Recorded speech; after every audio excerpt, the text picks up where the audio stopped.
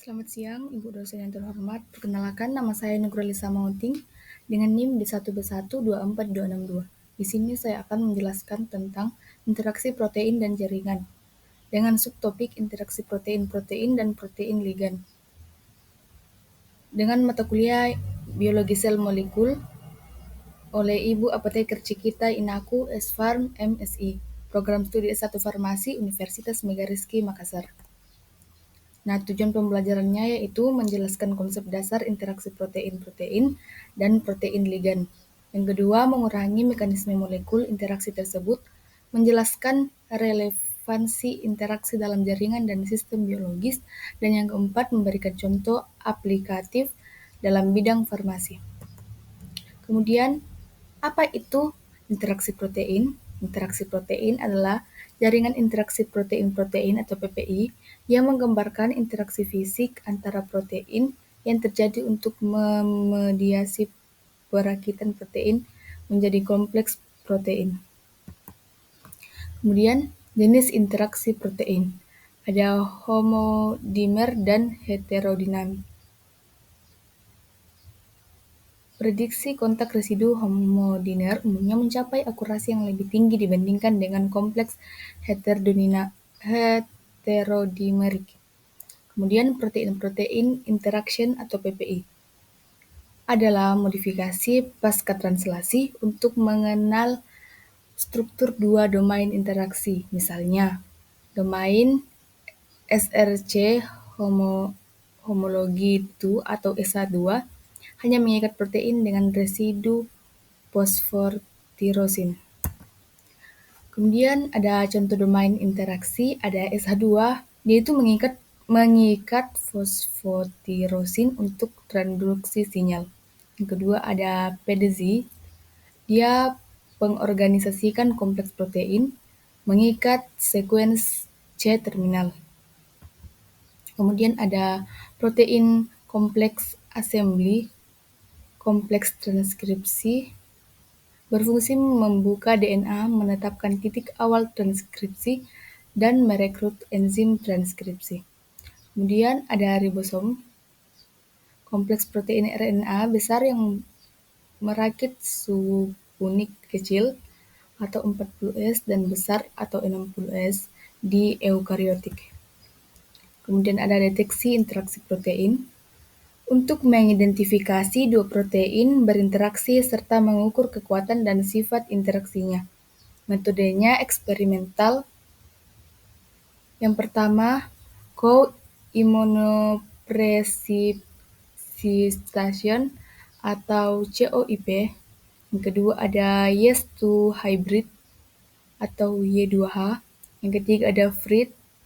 Dan yang keempat adalah pull down assay. Kemudian ada aplikasi PPI dalam farmasi. Protein-protein interaction ini menjadi target penting dalam pengembangan obat modern. Penyakit terutama kanker dan inflamasi disebabkan oleh interaksi protein abnormal yang dapat dihambat secara spesifik. Nah, obat seperti venetoclax atau inhibitor BCL2 membebaskan BAX memicu apoptosis pada sel kanker. Kemudian ada protein ligan interaction, di mana interaksi antara protein dan ligan molekul yang berikatan dengan protein adalah dasar dari banyak proses biologis seperti enzimatik, transport, dan pensilannya sel. Jenis ligan yang pertama ion, molekul kecil, misalnya ATP dan glukosa. Kemudian ada jenis interaksi ikatan non-kovalen, hidrogen, ionik, van der Waals, misalnya enzim substan, dan reseptor obat. Kemudian ada kinetika afinitas, adalah kekuatan ikatan tanpa protein dan ligandnya. Semakin tinggi afinitas, maka semakin kuat dan spesifik interaksinya. Ada konstanta disosiasi atau KD yang menunjukkan konsentrasi ligan saat 50% protein terikat. Semakin kecil KD, maka semakin tinggi afinitas. Kemudian ada aplikasi dalam sediaan obat. Nah, obat ini dirancang untuk memiliki kadar rendah sehingga efisiensi tinggi pada dosis kecil. Kemudian ada mekanisme lock and key versus induced fit. Lock and key model itu adalah enzim memiliki situs aktif dengan bentuk yang pas dan sempurna substan seperti kunci dan gembok. Bisa dilihat pada gambar. Kemudian ada induced fit model. Situs aktif enzim menyesuaikan bentuknya saat substan mendekat. Ada pada gambar. Contohnya adalah enzim heksokinase berubah bentuk saat mengikat glukosa. Kemudian ada teknik analisis interaksi protein ligan. Yang pertama ada SPR, kemudian ITC, dan in silico. Kemudian adalah docking and design obat. Untuk memprediksi suatu molekul atau obat calon berinteraksi dengan target protein berdasarkan struktur 3D. Molekul docking metode komputasional untuk memberikan orientasi terbaik ligan saat berikatan dengan situs aktif protein. Kemudian adalah desain obat berbasis struktur atau Structure Based Drug Design atau SBDD. Ini adalah struktur 3D target yang diperoleh dari X-ray, NMR, atau AlphaFold. Kemudian ada ligan virtual diuji menggunakan docking terhadap situs aktif. Kemudian ada ligan terbaik dioptimasi. Contoh aplikasinya adalah HIV. Selanjutnya ada studi kasus tentang imatinib dan BCR ABL. Kanker CML atau chronic myeloid leukemia disebabkan oleh fungsi gen BCR-ABL karena menghasilkan protein kinase abnormal yang aktif terus-menerus tanpa kontrol. Desain obatnya itu ada imatinib atau Gleevec. Dirancang menggunakan pendekatan struktur based drug atau SBDD. Efek terapi imatinib yaitu menghambat proliferasi sel leukemia dan efek selektif sehingga tidak menyerang sel normal. Kemudian ada protein interaction network.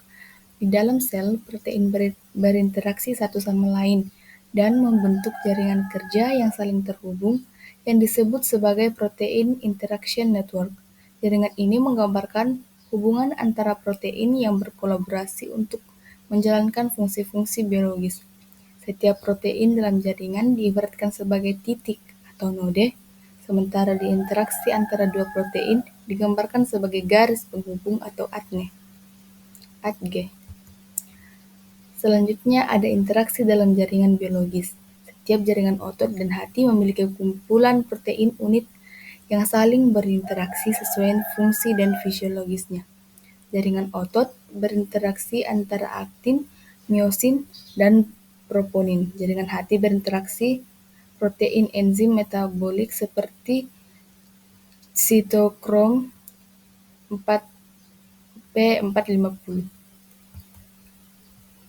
Kemudian ada aplikasi terapi target molekul antibodi monoclonal atau MAB. Contohnya yaitu ada HER2 dan TNF-alpha. Kemudian ada protein sebagai biomarker.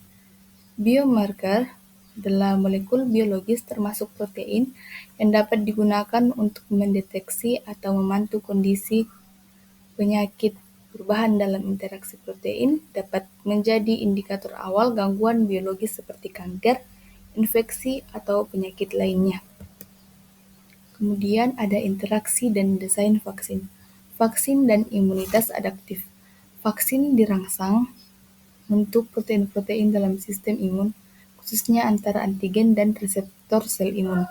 Misalnya HMC, TCR, dan desain vaksin modern. menggunakan epitoprotein spesifik untuk memicu respon imun adaptif yang efektif dan tahan lama. Contohnya vaksin COVID-19 mRNA yang menyediakan spike protein yang dikenali oleh sistem imun. Kemudian ada interaksi dalam neurobiologi.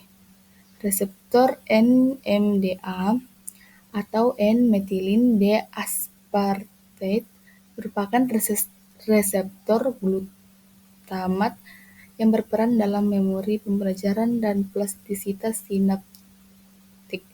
Aktivitas terjadi saat glutat dan glisin berkaitan dan membuka saluran ion Ca2+. Kemudian ada interaksi abnormal dan penyakit perubahan struktur domain. Infeksi dapat mengganggu fungsi regulasi sel dan menyebabkan sinyal tidak terkendali. Contoh penyakitnya adalah kanker, mutasi pada domain BCR-ABL. Kemudian peran AI dalam bioinformatika. Kecerdasan buatan atau AI digunakan dalam memprediksi struktur dan interaksi protein secara cepat dan akurat. Contoh tools ada AlphaFold atau DeepMind, prediksi struktur 3D protein dari sekuens asam amino. Yang kedua contohnya yaitu StringDB. Basis data interaksi protein menggunakan data eksperimental dan prediksi komputatif.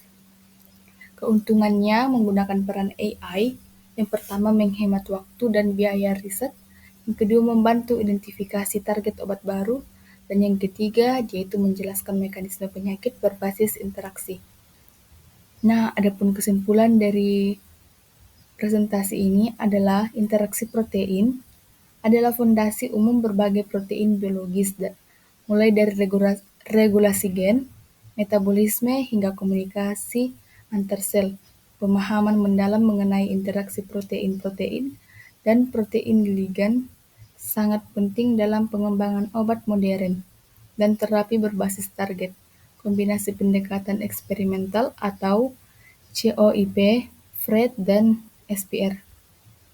Dan in silico atau Duckbing AI Prediction mempercepat penelitian dan inovasi farmasi yang presisi. Ini ada daftar pustaka yang saya buat. Maaf jika kurang, itu saja yang bisa sampaikan pada kesempatan hari ini. Mohon maaf bila ada salah kata, karena yang sempurna hanya milik Tuhan.